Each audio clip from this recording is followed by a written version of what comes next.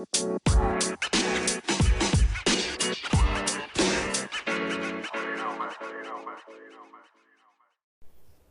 guys, so for this book and the first few pages of the four agreements, kind of what pops out to me regarding like LGBT plus people and cultures is kind of the idea about society. How the book calls it like the outward dream, and society and beliefs. Um, when I think back in what I've learned about history, and when you think about sexuality in history, usually what happens is in Western society we get taught a European viewpoint from around the time of organized religion and Christianity, and we don't really go back past that. So if you go back past Christianity, if you go back past, I mean, you can't necessarily go back past Judaism according to the law written in the Bible. Judaism, I mean, technically it follows from creation, but that's just one culture's view. There were other things going on. There are other cultures that have their other creation stories, and their path, when you follow their creation stories and the origins of their people and how they got understanding and knowledge about how to live as like a culture and a people and in societies and things, in groups and tribes and all these things, that doesn't follow the same path as the biblical creation all the time, and it goes into which what they were taught, according to like ancestral beliefs. And so not everybody was following like a Judaism perspective. People had their own perspectives that had nothing to do with anything that turned into homophobia and things like that, or was interpreted into anything like that, up until a lot of it was once a lot of these other religions started coming up, trying to raid or take over or conquer or exploit these other groups of people. Then you start seeing these ideas seeping into those cultures too, because they basically systemically were trying to like wipe them out, either physically as people or their intellect, their kind of like cultural teachings and things like that. And a lot of those teachings were lost. There were probably plenty of teachings that were lost about human sexuality in other cultures, and it's not the easiest information to get your hands on. But one thing that I like to circle back to a lot of times is, I mean, I talk about this a lot, but how I kind of admire when people are able to be kind of like, not so much based in shame around sexuality and gender, not so much based in, like a negative portrayal of it, thinking of it as dirty or wrong or bad to even like consider ideas around, or a very limiting kind of restricted view of like, we only do this when we get married in a straight cis couple. There's no sexual anything outside of that. I was watching this. I've been kind of like binge watching or waiting for regular new episodes that this podcast called Cults to Consciousness that the lady posts on there. She interviews a lot of people from cults and, very strict societies of upbringing. And a lot of times they do have concepts about sexuality. The majority of them are against non-heterosexual relationships, as far as the ones I've heard about. That seems to be very common, that they are against it, also restrictive of it. They tend to dictate like who is okay to be with. There's some other kind of really dark, gross stuff. A lot of it's kind of disturbing, but I don't want to talk about all of it because it might be a little much for people to be hearing. Like sometimes people, I know they're not coming here to like hear about all kinds of weird traumatic events and stuff. So basically just on a surface level,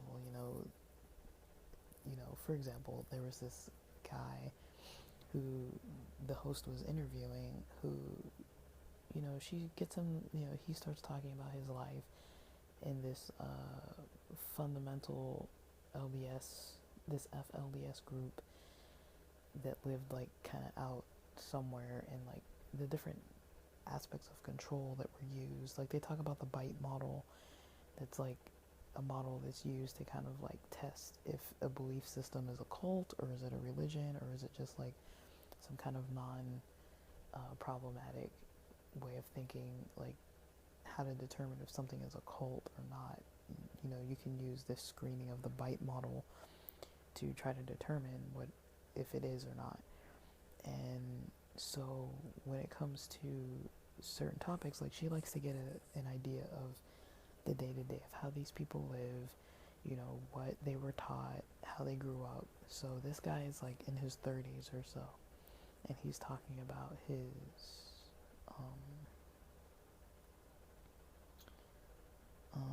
experiences like that.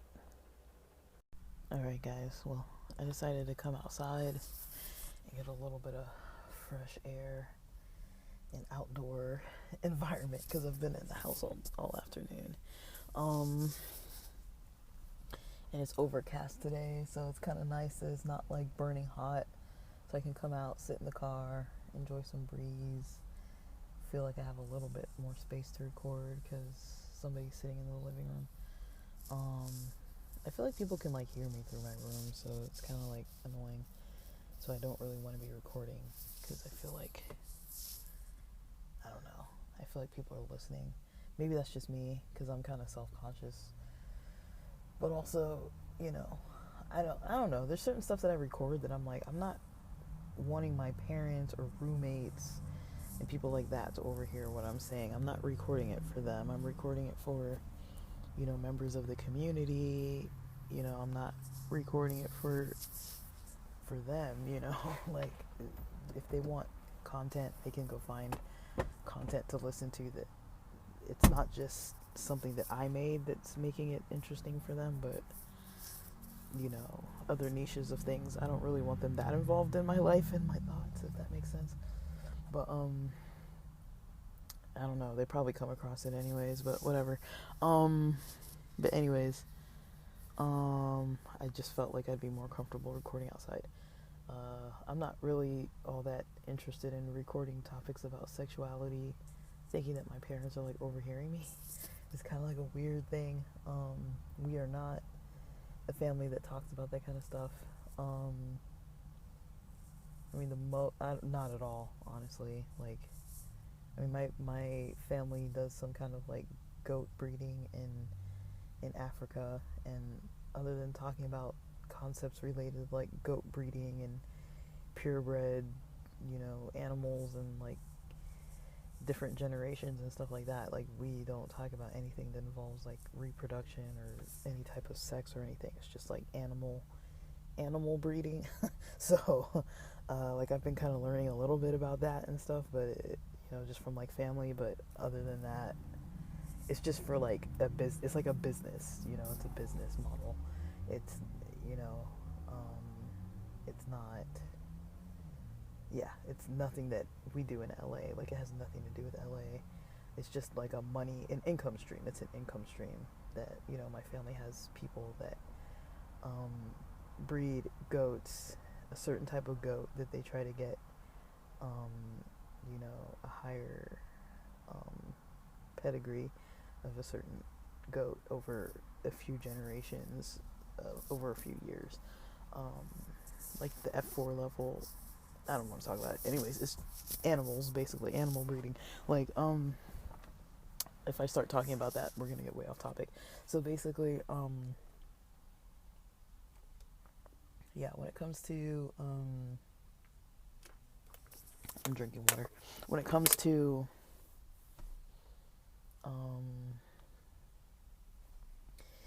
these topics around sexuality, this guy was saying, in the LDS culture that he grew up in, he was taught, not to do anything with women before marriage, and he abided by, those kind of rules. And when he first married his wife, I guess when he was religious and first married, that's when he first kissed that wife. Now, I'm not, or any woman at all.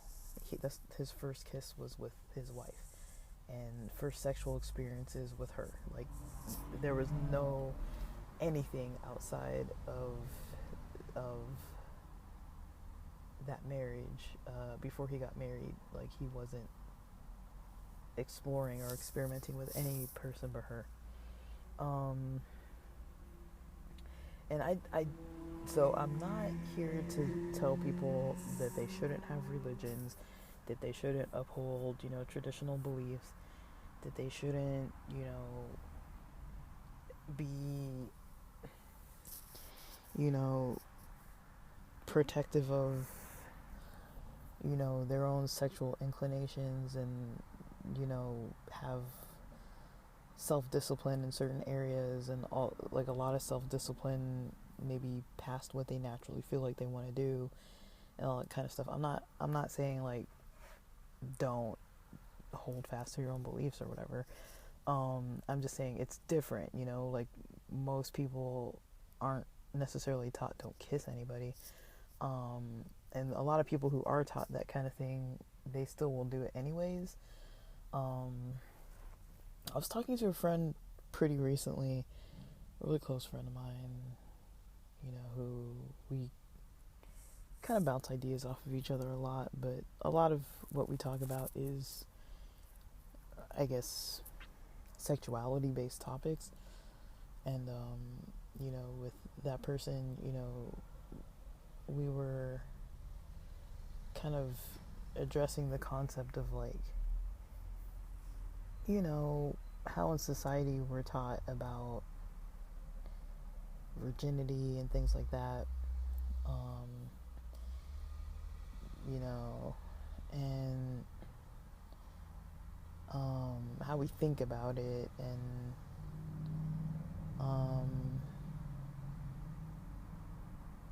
that kind of thing. Like, we kind of aren't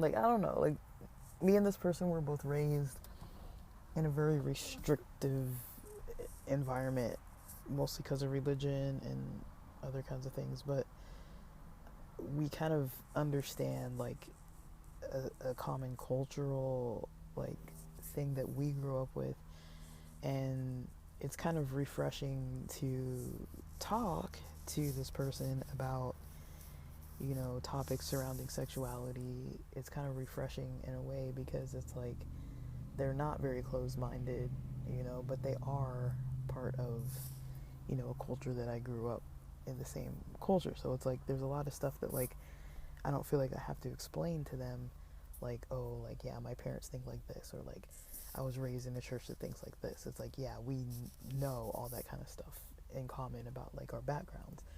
about how we were taught and stuff. But it was kind of interesting when we first were like starting to kind of talk, like get to know each other a little bit, and then um, I've met people that this person was dating before and everything, and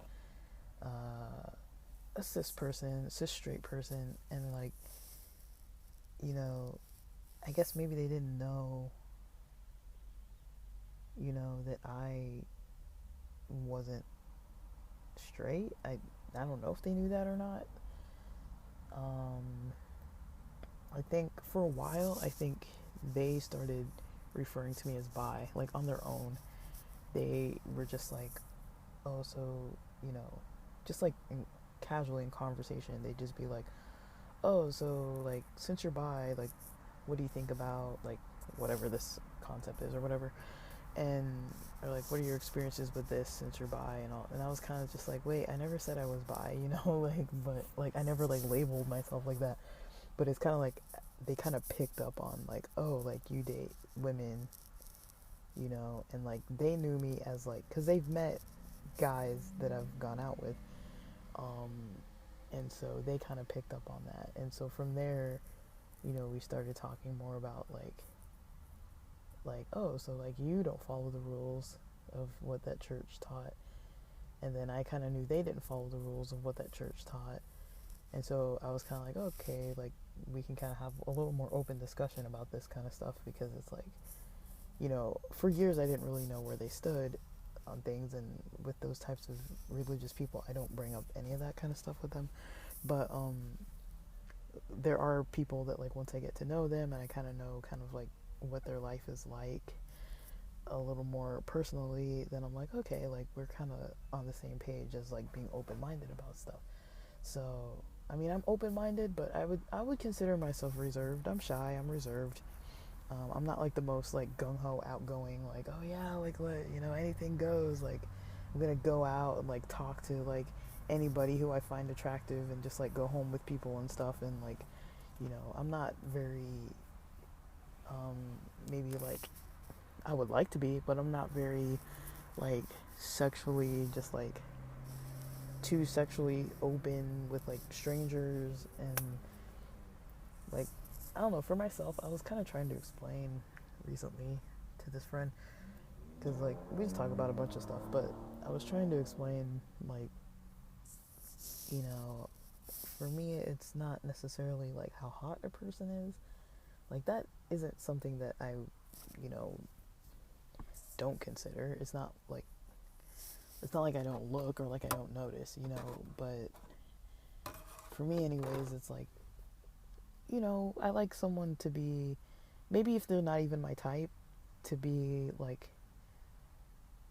how do I say this? Like attractive, like to try, um, someone, who kind of like takes care of themselves and kind of, puts in some effort, like bathes and like cares, looks in the mirror maybe before they leave the house. Like they don't have to look like perfect every day, or like look good every day. Like they can have disheveled days and stuff. But I mean, like I don't know if it would be that attractive if someone had like, always like a bunch of holes and everything, and like smelled bad, and like, maybe their nails weren't clipped and their hair was never combed and their teeth were never brushed and like stuff like that. Then I'm kind of like, there's got to be a little bit of maintenance going on.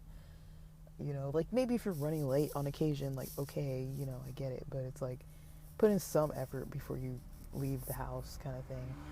And I understand if it's like, you're just chilling with your like closest homies, like having a kickback at the house, and you come in and like, I've like the kind of outfit I'm wearing at the moment, like I've got a beanie on and a hoodie on and some basketball shorts and some Uggs, and I didn't shower yet because I'm gonna work out a little later. I showered last night, but not this morning.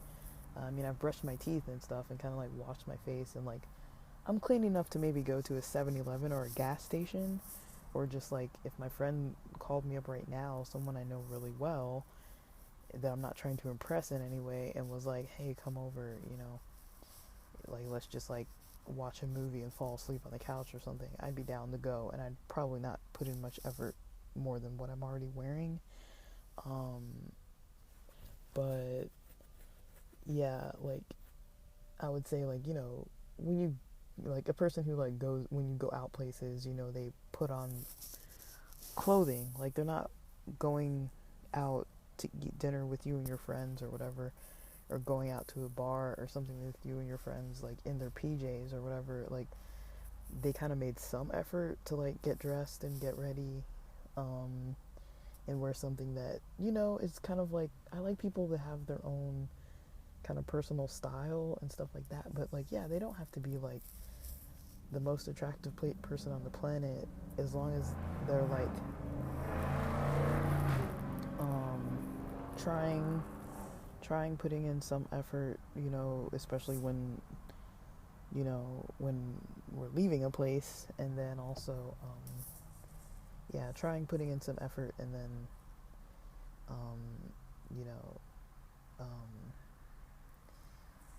I find that to be attractive already. And then, if the definitely before that, though, their personality to be kind of like something I'm attracted to, just how they are. Like, it doesn't have to be I like everything 100%, but I mean, like, yeah, I like enough things to a point where I actually want to, like, see a person, like, where I actually want to, like, make plans and spend time with them and, like, get to know them and, like, share part of our lives, at least a lot of the time. Um, that's kind of just how I operate. I feel like I'm kind of simple, but it is hard to find that, but I am kind of simple. Like, I don't really require, like, a whole lot of, like, checklists of things, um, ethnicities, genders. Like, there's a lot of stuff that I'm like, if I like a person, I like a person. It doesn't matter. There's a lot of stuff that doesn't matter to me. Um, but I definitely have preferences, but there's a lot of stuff that to me doesn't matter. Um, but the reason why I'm bringing it up is because, like, we're taught a lot of things, and when this book started talking about, like, society, that's kind of what popped in my mind along the lines of, like, LGBT stuff. It was like, you know, society's often telling us, you know, about these more modern concepts about what people should think about LGBT people, and, like, what people should believe about gender, and all these types of concepts that are mostly based on, like, modern religion and modern science. Like, a lot of it doesn't have a lot of traditional indigenous roots. A lot of it is kind of based out of fear of, like, you can't be a different way or else you're gonna go to hell and all this kind of stuff. And it's like, come on. Like, I don't know. To me, it's kind of like a weird thing to try to trick somebody by fear into doing or not doing something. That's kind of how I view, like, mainstream religion, is that they try to trick people by, frightening them and saying, well, at the end of the day, if you don't believe it, you're just going to go to hell and burn in, like, an eternal hellfire. And it's kind of like, wait, like, like, I don't know, I don't mean to laugh, but I have to laugh sometimes. I'm like, that doesn't make any sense, Um, like, I don't know, like, it's not, I don't know. To me, I feel like, I don't know, I don't want to go on this religious thing, but I feel like if hell were so obvious, I think somebody in the Bible would have mentioned it earlier on. Like, wait, like, even with Adam and Eve, God wasn't like, don't eat from this tree or else you're going to go to hell. He didn't say that, you know. He said you'll surely die. He didn't say you'll go to hell.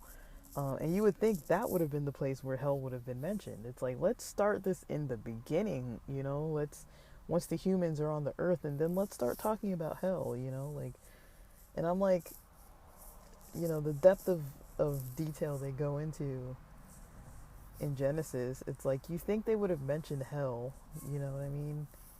even Cain gets cast out and he doesn't even go to hell. It's like you don't even start seeing this concept of hell till like so far later. And it's not even what we consider like the modern Catholic taught theory about hell. Like, if you look at Judaism, Judaism doesn't preach about hell. You know, they don't have like a concept of people going to hell. So why do Christians have one?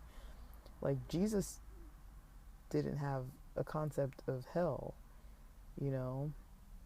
He wasn't like teaching anything about going to hell, you know? He taught about the kingdom, but he didn't teach about hell. Like, there's very mild, you know, evidence for hell, and the things that are mentioned that are interpreted as hell, like if you look in Jewish theory, it's not what we're commonly taught about, like you're gonna burn forever in hell. Like, this is an idea that was developed with Catholicism and like kind of like a fear culture of like you better obey the church because they wanted control over people. It has nothing to do with the Bible. And you know, they throw it into so many things, you know, so it's so easily like, oh, if you have a baby out of wedlock, you're gonna go to hell. If you have, you know, if you break the rules, basically you're gonna go to hell. And the rules are very obvious in the Bible based on, you know, I'll put it this way, the Christian rules are very obvious in our society. We can see them in the laws.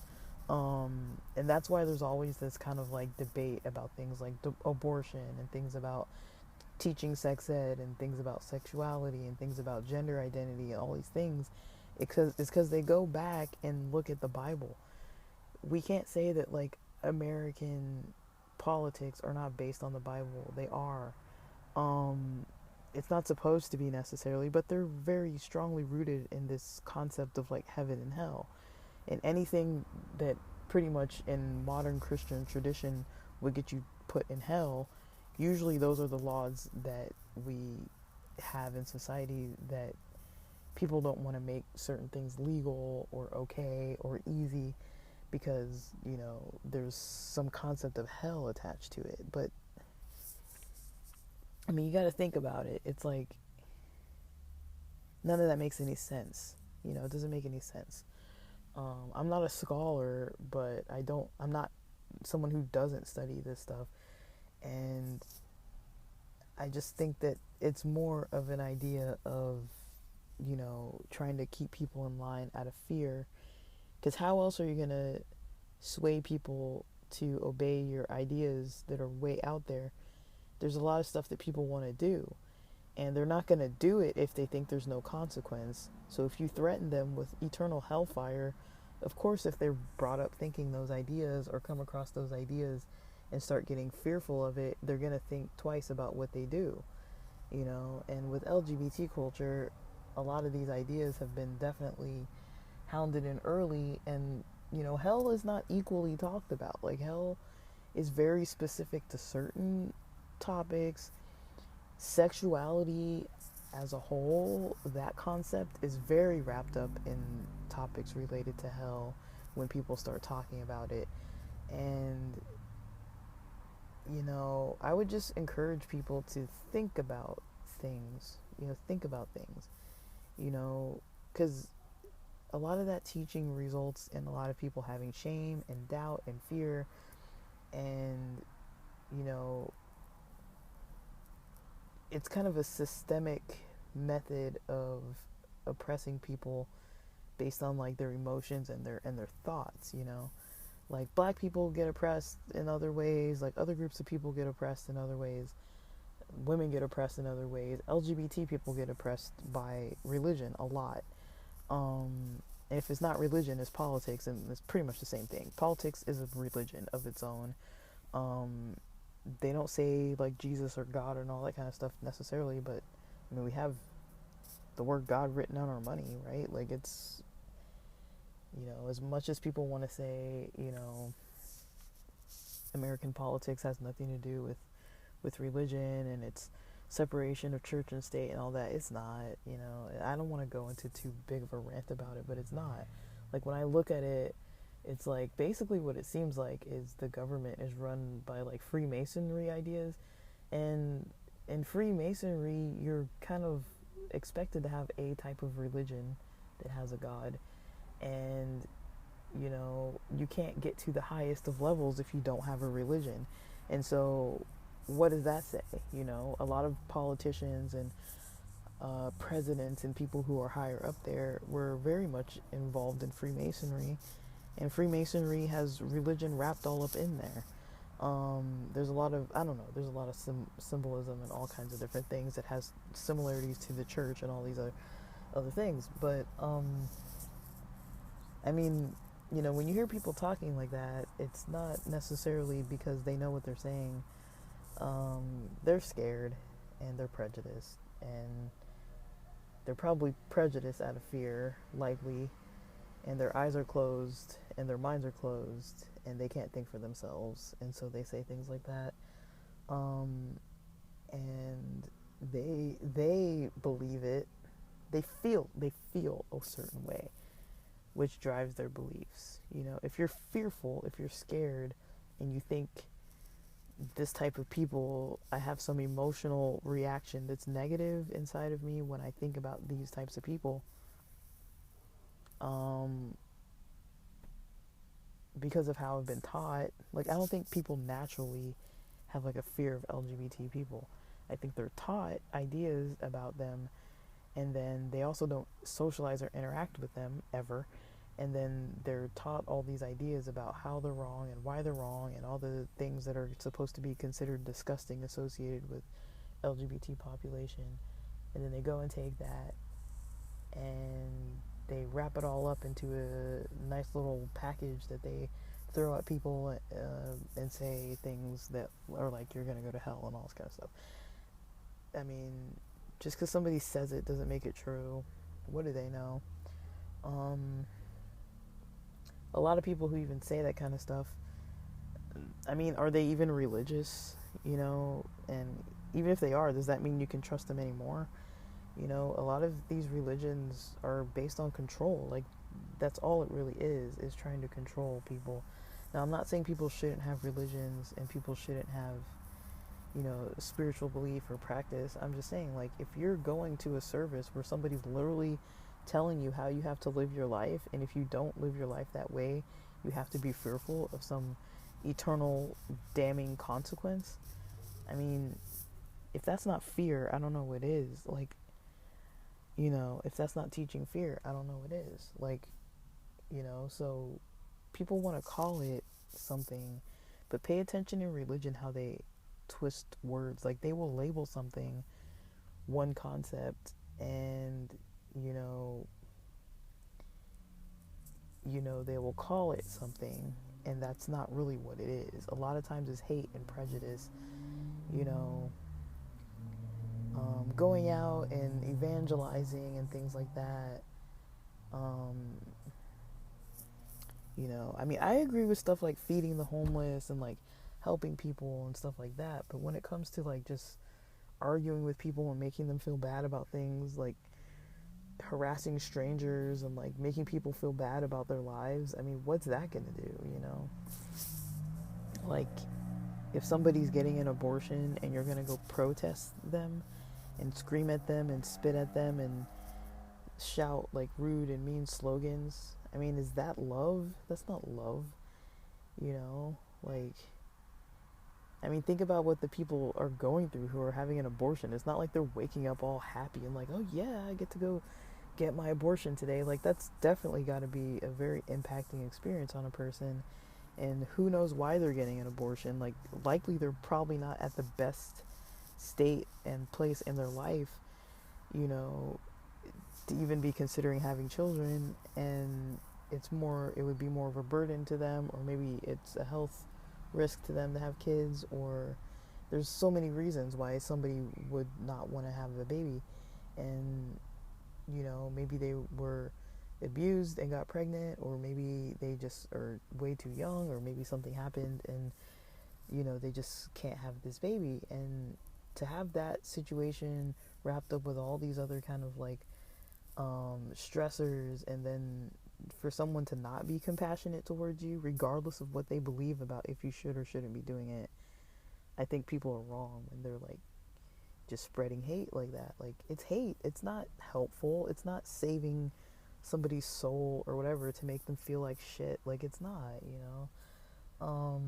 But that's what they want to call it, you know. They're like, oh, like, we want to spread the love of Jesus. It's like, you know, Jesus wasn't really like that. If you read the book, like the books where Jesus is at, you know, he's hanging out with all the people that these higher ups in society, in the religious society, were looking down on and saying, like, don't be around these people. Like, his disciples weren't the most intellectual of people. They weren't the people who were from the temple. He wasn't choosing disciples that were sons of the priests. He chose fishermen and all these people that have like a bad job reputation, you know. He wanted people who had flaws and who had real life experience, who weren't what would be considered the elite necessarily. He went to like heal people and, you know, bring people, you know, like just different types of ideas of, you know, how to love each other and things like that. Like, he wasn't out there like, you know, causing chaos necessarily. Like, he was causing chaos to the leaders because they couldn't control him. But, you know, his message definitely spread, but then it turned into some other thing, and now it's, God only knows what it is now. It's a message of hate. A lot of times it's a message of hatred and drama. There's a lot of drama attached to it, and a lot of people that just don't think for themselves. They like to be taught what to think. They are comfortable with ideas of being controlled by others. I can go on. I told myself I was gonna stop, but basically, yeah, like, LGBT people definitely get blamed very heavily for a lot of things, and a lot of it's rooted in this kind of religious thinking. Like, there aren't that many mainstream modern Western religions that are like open-minded. They're getting more open-minded, but in the recent past, but I mean, in current times, but historically, you know, religions over here have not been very open-minded at all. Like, I always remind myself, you know,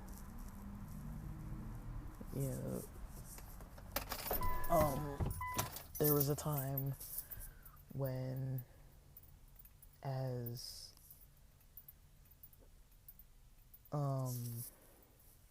as a black person, you couldn't, you'd be limited in your marriage or opportunities, or limited in where you could live, or limited in, if you could vote, and all these types of other, oppressions. And like, a lot of that was based in religion too. They said they found something in the Bible that said it.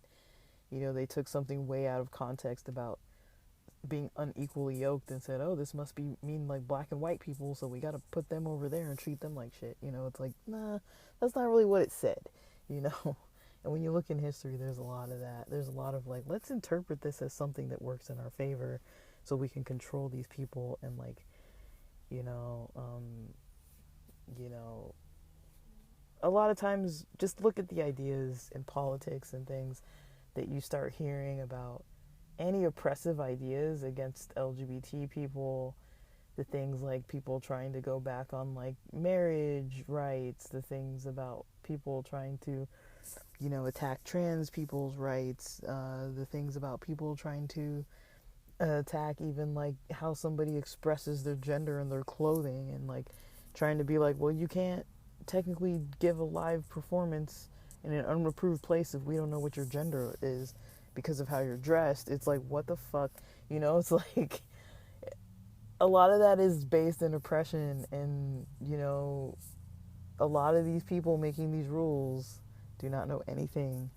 They don't know anything about humans or science or anything. Like, they're basing their ideas in prejudice and fear, and a lot of that prejudice and fear, we all know where that comes from. And so, when it comes to like societal thinking, and LGBT community, a lot of it is, something that we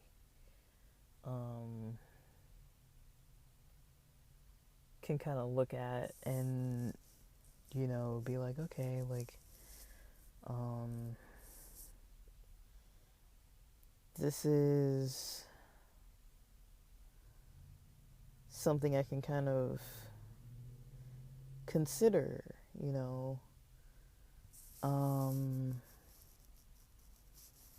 something I can kind of, start to think in a different mindset about myself, outside of what society teaches.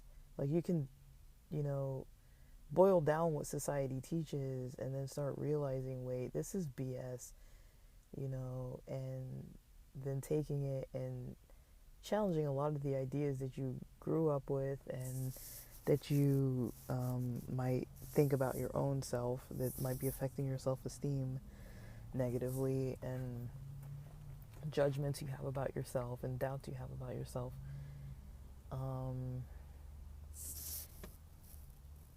And kind of reorganizing those ways of thinking.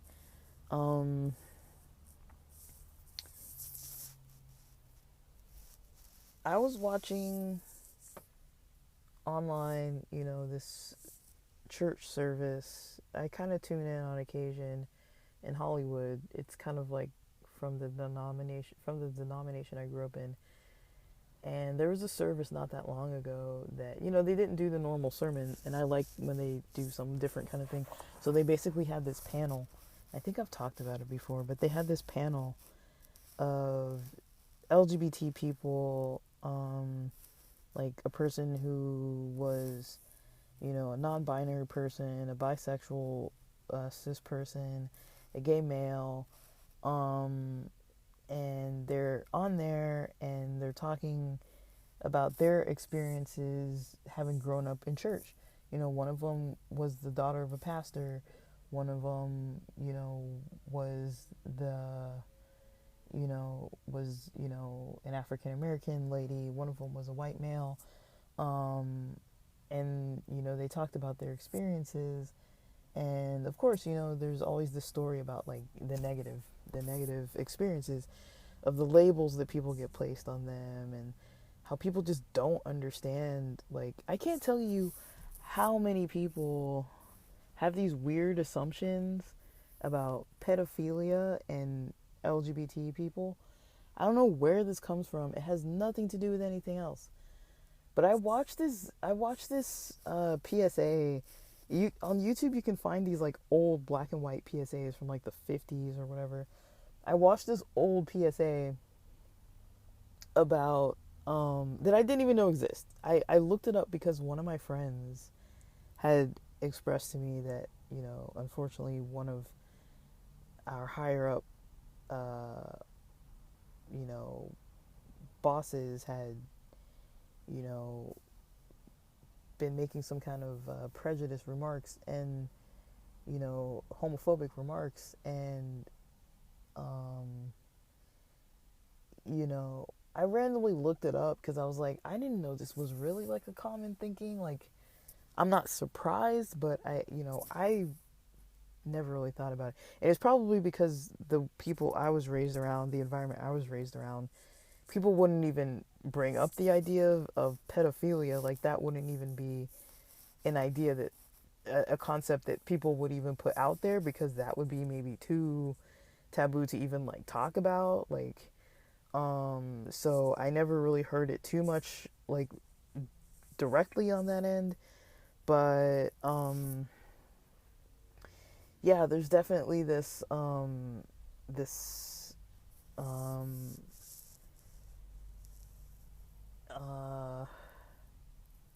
this kind of like old school thinking about, how those aren't even the same things, but there's this old school thinking about like how they could potentially be linked, which is not accurate at all. There's no scientific proof to really be supporting this. But yeah, the PSA from the 50s had it was like a video. I can't remember the details, but it was like some movie, like the 30-minute movie or 20-minute movie about like, the warning. It was kind of like one of those things like don't smoke kind of thing, but it was kind of like about like homosexuality, and I don't remember the whole story. I guess like some guy goes and like meets up with somebody and or gets like curious about his sexuality and meets like somebody who's another gay guy, and then but this gay guy, this is a young guy, and then the gay guy just happens to be some old guy who's like way older in age range, and this younger guy gets into some kind of trouble because this old man is like being abusive or whatever, and it's like,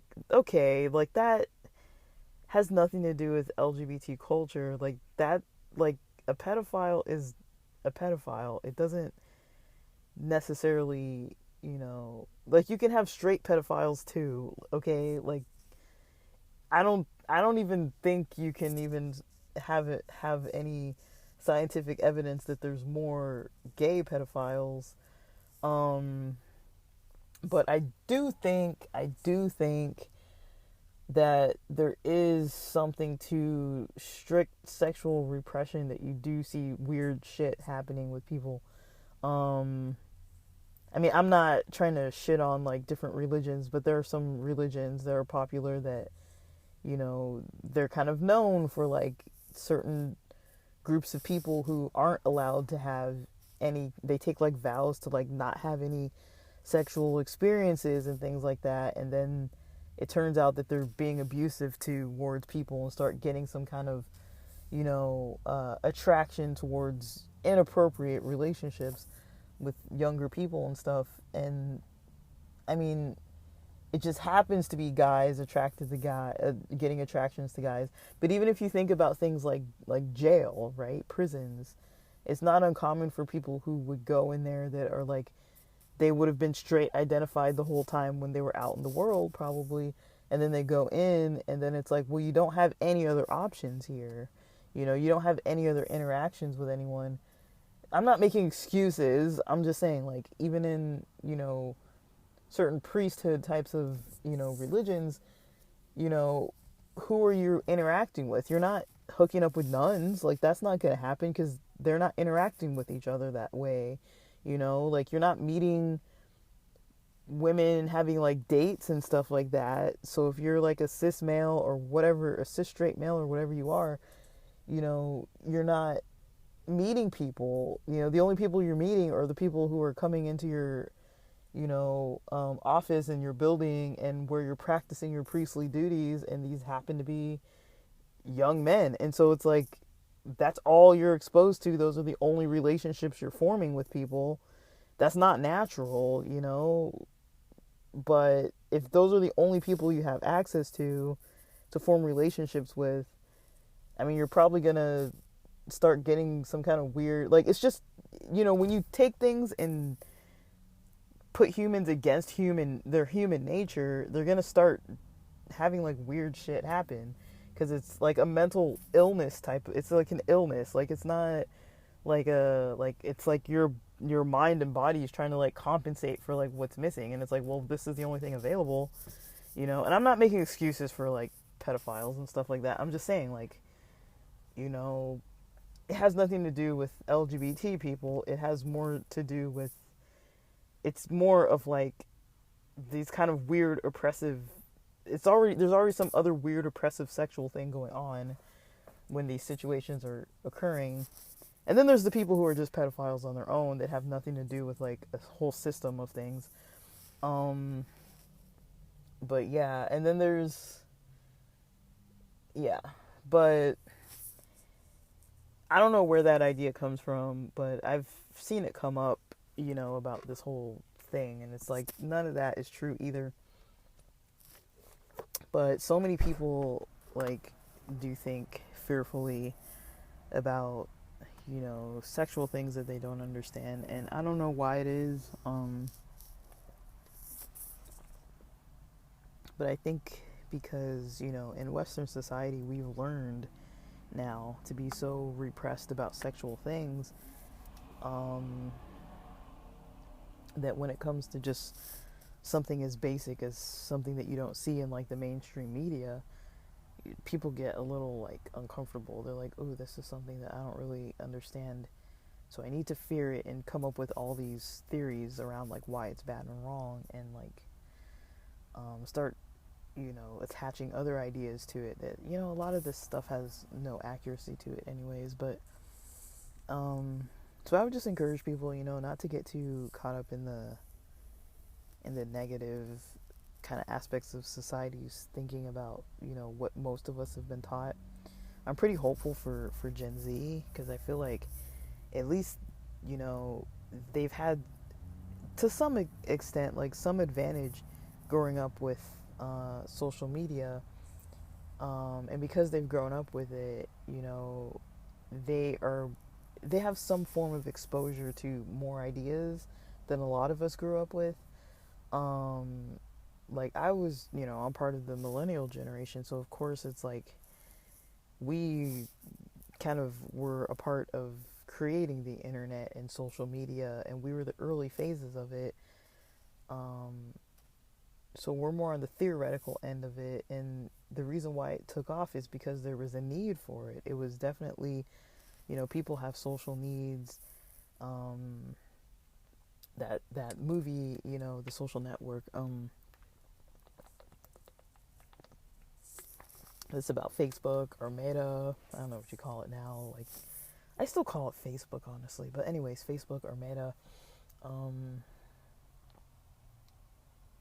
Facebook with Mark Zuckerberg and him saying like, when you go on like these different like social, you know, networks, like what do you want to see? Why are people going on here looking at each other? It's like you want to know if a person is single, right? You want to know if you're gonna get laid or whatever, if you're gonna meet, somebody. Um, and back then, there were all types of things called Facebooks. Like, I remember when some of my friends, went to different colleges or universities, and they had what was called a Facebook, and I think it was like everyone in your cohort or in your incoming year. It was like a little yearbook type thing for the beginning of the year or during the year, just like information. I guess it was like, I don't know, let's say for example, like name, age, major, what hall they lived in, I don't know, something like that, like basic information, and you could like look at their pictures, kind of like yearbook style. But I don't think it was the whole school. I think it was just like your major or your cohort or something like that. It's because it was a smaller book, and it was a little less formal than a yearbook, I guess. It was kind of like a directory, I guess, too. I don't remember if it had contact information, like name, email, phone number, stuff like that. I don't remember this address. I don't know, all that kind of stuff. Like, it's just so long ago. But it was basic information before all this stuff was on the internet, and then initially Facebook made it so that it was mostly schools they could use it. Because I remember I had a friend that went to Berkeley, and she was talking about Facebook before I even knew what the heck she was talking about. And then, you know, um,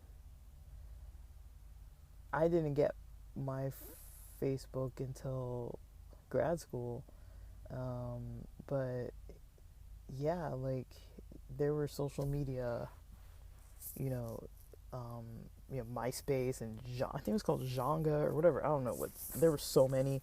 AIM. There was all types of like social internet types of things that you could go on and find people and talk to people. I used to use, Yahoo Chess. I used to chat with people on Yahoo Chess. I used to chat with people on this computer software where you could download free music. It was called iMesh, and it was like worldwide, and you could just chat. I would chat with people on there. You could search by country, age range, all that kind of stuff, and just chat. And I kind of used it like not like a dating app, but it was more like, back then I forgot about this, but I would like talk to guys that were like a little older, not old. Like I would say, let's say if I was like 20 and I was like talking to guys that were like maybe 20 or 19 to like 23 or something like that. And like, I wasn't like saying all kinds of weird, like sexy stuff or whatever, but like every now and then, it would spark into something like that. And it was a little bit like, oh, this is kind of exciting. There's some guy in some other country that, we'd maybe send a couple pictures to each other, and like, like, it was just like a little bit of an exciting experience, but I never took it to a level that was like, because I was like pretty religious back then, and like, I was like, I probably shouldn't be doing this. So I never took it to some like weird, like, level of like some, sex chat kind of thing, but it was, I mean, the app wasn't, meant for, it wasn't, meant for, meeting and dating. Like, I wasn't trying to meet anybody. I would just talk about where I'm from, my age. If I'm dating somebody, and like, I think that's kind of how I learned how to talk to people online. It was kind of like these long form, like, conversations. And some people you kind of like meet in chat. It was like chat rooms basically. And you kind of like meet people like that a little bit, but it was never like, oh, I'm going to meet you. It was more like, I'm in a group of people that like, we kind of chill online and talk about this thing, and then sometimes it would be more like deeper topics. And I did notice, whenever I was talking to guys that were like a little older, it would usually get into topics like, are you dating somebody, like that kind of thing. But back then, I mean, it never really got like, I was never creeped out or weirded out by it. And I think it was because of the places I was actually chatting. Like, I was chatting with people who were playing chess. Like, we were literally playing chess at the same time. Or like, we were both online searching music, listening to music. Like, I think at one point you could watch like music videos on there too, and you'd just be on there just like, you could choose to just chat with people, and you just spark up a cool conversation because you're just online chilling anyways. Like, you weren't working, you were like online chilling, chatting, and they just had chat features and stuff. And, so my generation, I think we're pretty familiar with like chat rooms and all that kind of stuff. And I definitely learned how to talk to people online like that. I don't think my parents knew I was doing it. I'm pretty sure they didn't know I was doing it, but I was pretty reserved and stayed within my own comfort zone. I was like, okay, I want a little bit of excitement, but like not anything creepy or too like strange. And back then, I think as long as you were like careful, nobody really knew what you were doing or whatever. Like, nobody really knew who you were. It wasn't like now how like, I mean, yeah, people could stalk you, but it wasn't like now how it's like all your information can be out there. Like, it wasn't like that. Like, I feel like what I was doing was like the least risky kind of thing you could do. And the times I was doing it, it was mostly whoever was off at whatever time, like 3 p.m. after school or whatever, or like, like in other countries, like it would be like certain times when I was available and they were awake. Like, sometimes it would be morning and they were like getting ready to go to work, and I'm all like, it's 8 o'clock at night for me, and I'm just chilling on my computer. So like stuff like that. But I don't know, I always find it just interesting to talk about these kind of topics, because it's like there's a lot that I kind of like got up to when I was younger that like I totally like I don't even remember until I start talking about it. Then I'm like, whoa, like that was weird. Like, yeah, I did chat with I was chatting with men. Like, I don't know, like, why? Like, I don't think I really chatted with women much. I think the first women I started chatting with were on YouTube. Because they would be in the comments and stuff, and sometimes they would say something really kind of like interesting. And back then you could you could DM people on YouTube. It had like an inbox where you could like click on a person's profile and actually send them like an inbox. So I would inbox people and then maybe, get their like information, like to email them after that, and then like we just communicate through email for like a while.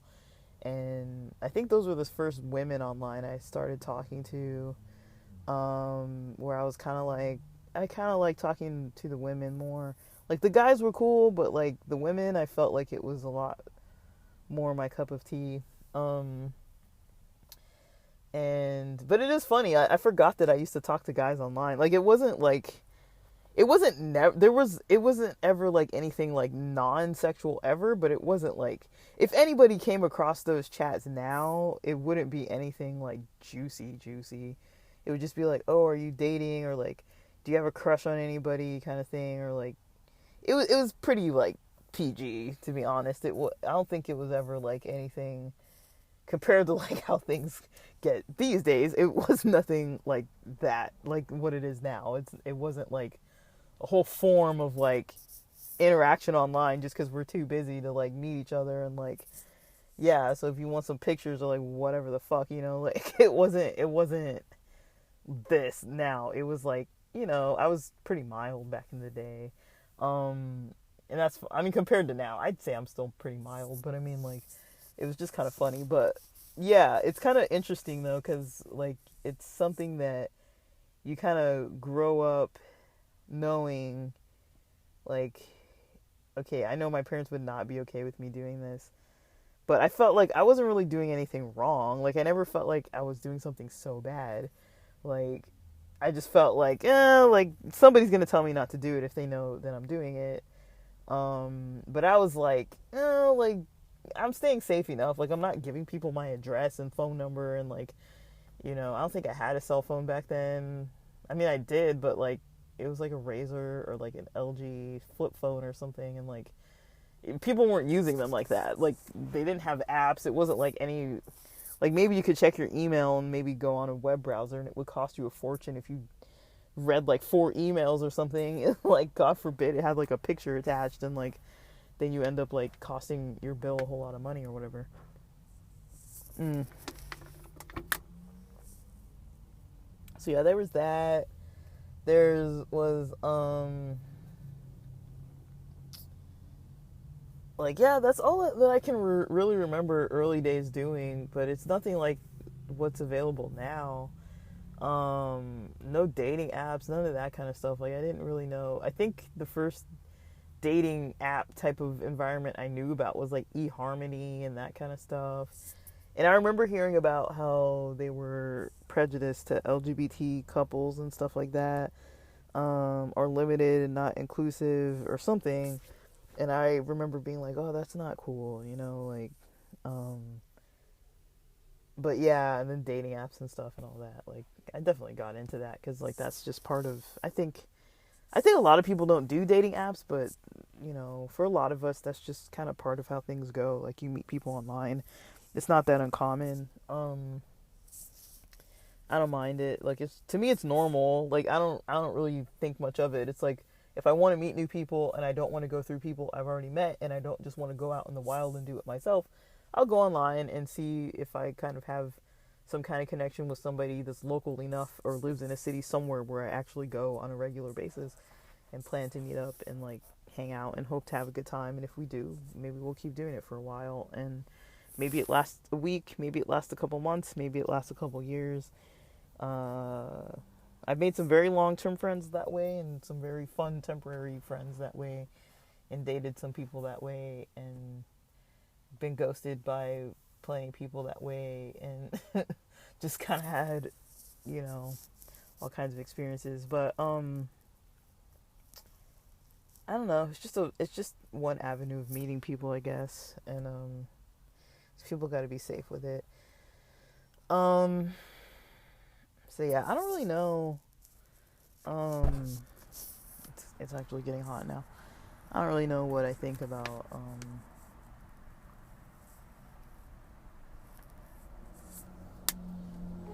if there's any other like relevant topic. I feel like I've got nothing more to really say on this, but yeah, it's pretty. Basically, society can definitely play a big role in the things we do or don't do, and the things we feel comfortable doing and not doing. I'm not saying people should break the law, I'm not saying that people should, exploit people based on their age or gender or whatever. Um, you know, but it's interesting to think about kind of what we've been taught and what we think, because it kind of seeps into a lot of times like what we end up thinking about ourselves, the ideas we develop about our own selves, our own character, our own abilities, how other people are perceiving us. We walk around in the world like that, and like even the other day when I went to that, doctor's appointment, and I was just like, wow, like I'm at this like doctor's appointment and haven't been to the doctor in a bit, and this is a weird experience for me to be just like not comfortable, or like even living, in the house with parents, and being like not too comfortable, like about certain stuff. Like we don't talk about my dating life, thank God. Like I'm not trying to talk about it with them, but it's like there's just a lot of stuff that I know that like I'll talk about this stuff with my friends, but with my parents not at all, which is fine with me. Like Angela Johnson has a new special out, and I think it's in Tennessee, and she was even laughing about something where it's like, how awkward it is when you're watching a movie and you're with your parents and like some weird sex scene comes on. Like any kind of sex scene is just like, I think none of us are comfortable sitting there watching that. um but yeah, like I mean, sexuality is something that, I think everybody, even asexual people, have a form of sexuality. Like it's like maybe they don't always want to be sexual, but it's like having like no desire to be sexual is still a form of sexuality. And then a lot of people do have like a sense of shame and a lot of kind of like taboos around it. Um, and it's important to kind of like pay attention to and be knowledgeable about. Because, when people get into relationships, or even when they're trying to like develop like authentic connections with like friends and stuff, it can be really something that like a lot of people don't know how to talk about, don't know how to think about, aren't comfortable with, um, don't know how to develop a comfort around it. And then how is it possible to have like healthy sexual ideas and relationships and stuff when it's like you're not comfortable with it at all? It's like it's going to come out in other ways. And so, I think it helps to develop some form of comfort in your own kind of like personal ideas. Yeah, you would have like your own kind of personal ideas about, you know, what's genuine for yourself. And again, like not like exploiting people or taking advantage or being abusive towards anyone, nothing like that, but just like, you know, kind of what you're into, what you like, what is, you know, just kind of your own take on how you want to be. Just kind of trying to develop that more, versus, how a lot of people were taught to just like not develop that and to just push it down and ignore it, and like, you know, that's not necessarily healthy. I mean, I understand that people do certain activities like fasting, or like, periods of time where they like choose to do something. As an adult, they make a conscious decision to be like, well, I'm gonna abstain from this or that. But, to teach people that, you're gonna have some negative eternal consequence just because you didn't follow someone else's belief because of their discomfort with their own sexuality, and now they're talking to everybody about how you shouldn't, you know, you shouldn't have any kind of sexual anything ever. That's not too accurate. That's not, accurate. Like, those people themselves have a lot of problems with their own sexuality and expression and thoughts, and so, they teach other people to be, I would say, one thing I think I was taught in religion was more so, about. I remember the pastor always talking about, there was just like the basic stuff, like not having sex before marriage. That was mostly what it was, and it was always like a heteronormative type of thought. It was never about any other groups of people.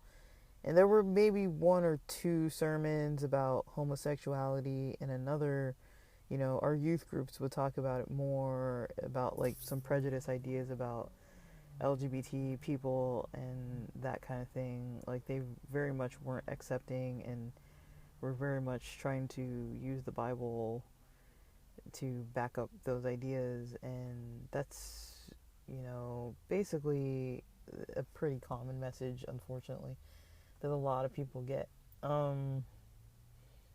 And, you know, it was kind of interesting to me, though, when I left from that, like when I started interacting with more people that weren't from that kind of theory of believing about sexuality, and I was like, well, I didn't inherently see anything like negative about how they were being, like they were just living their lives, like they weren't treating people worse because they were having sex, or they weren't treating people worse because they were like hooking up with people or anything like that. Like they were still able to be good humans and like have their own morals and values and things, just they live their lives kind of a little differently than how we were taught to live. But I mean, to each their own, like they weren't hurting anybody, so it's kind of like, well, it's just a cultural difference, really, a practicing difference, a lifestyle difference. But yeah, I mean, it's just something to think about. It's not. I don't think it's something to get like too hung up about. Like, there's a lot of content out there, this LGBT content that, nowadays there's so much out there that people can, listen to and watch about queer sexuality. And it's kind of funny, like most of the content I consume is LGBT content, like the majority of it is. So it is pretty interesting to me. And as far as my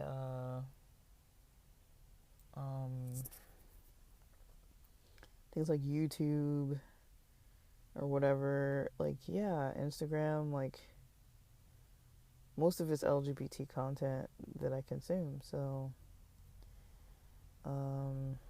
yeah, that's fine for me. Like, I'm not against it. It's what I like. So yeah, it's just something to be, aware of.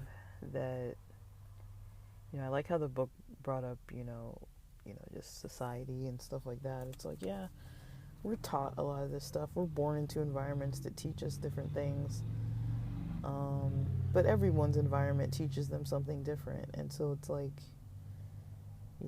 it's good to kind of have an expanded view and like look outside of like the little pinhole view of our own specific culture, and like expand it out and look and see what other cultures are doing too. Like, I'm not saying get all like super confused and not have any convictions of your own or any opinions of your own, but finding out what works for you is different than just somebody telling you what's going to work for you. And then when you realize it doesn't work for you and you're trying to make it work for you, like that's when it starts becoming super complex, but yeah, I'm gonna stop recording. I'm gonna go in the house. I've got some other stuff I want to do, and then yeah, we'll see how far this book takes us and what it looks like in the next days.